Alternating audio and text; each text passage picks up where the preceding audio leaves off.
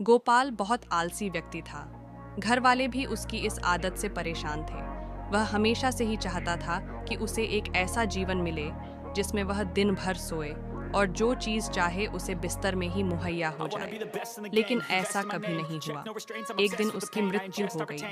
मृत्यु के बाद वह स्वर्ग में पहुंच गया, जो उसकी कल्पना से भी सुंदर था। गोपाल सोचने लगा, काश मैं इस सुंदर स्थान पर पहले आ गया होता। बेकार में धरती पर रहकर काम करना पड़ता था। खैर, अब मैं आराम की जिंदगी जीऊंगा। वह यह सब सोच ही रहा था कि एक देवदूत उसके पास आया और हीरे जवाहरात जड़े बिस्तर की ओर इशारा करते हुए बोला, आप इस पर आराम करें। आपको जो कुछ भी चाहिए होगा बिस्तर पर ही मिल जाएगा। यह सुनकर गोपाल बहुत खुश हुआ। अब वह दिन रात खूब सोता। उसे जो चाहिए होता बिस्तर पर मिलता। कुछ दिन इसी तरह चलता रहा, लेकिन अब वह उकताने लगा था।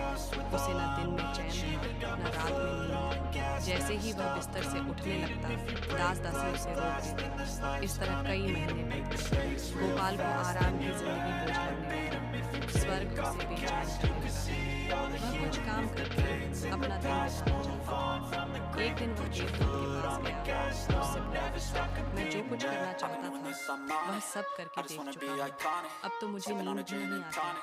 मैं कुछ काम करना चाहता हूँ। क्या मुझे कुछ काम मिलेगा? आपको यहाँ आराम करने के लिए लाया गया है। यही तो आपके जीवन का सार है। माफ कीजिए, मैं आपको कोई काम नहीं दे सकता। गोपाल ने चिढ़कर कहा, अजीब बात है। मैं इस जिंदगी से परेशान हूँ। मैं इस तरह अपना वक्त नहीं गुजार सकता। इससे अच्छा तो आप मुझे नर्क में भेज दीजिए। देवदूत ने धीमे स्वर में कहा, आपको क्या लगता है? आप कहाँ हैं? स्वर्ग में या नर्क में? मैं कुछ समझा नहीं। गोपाल ने कहा, देवदूत बोला, असली स्वर्ग वही होता है जहाँ मनुष्य दिन रात मेहनत करके अपने परिवार के साथ आनंद के पल बिताते हैं और जो सुख सुविधाएं मिलती हैं वहीं खुश रहते हैं। लेकिन आपने कभी ऐसा नहीं किया। आप तो हमेशा आराम करने की ही सोचते हैं। जब आप घर नहीं करते तब आराम करना चाहते हैं। अब आपको आराम मिल रहा है, स्वर्ग के आनंद से बिताने लगे हैं।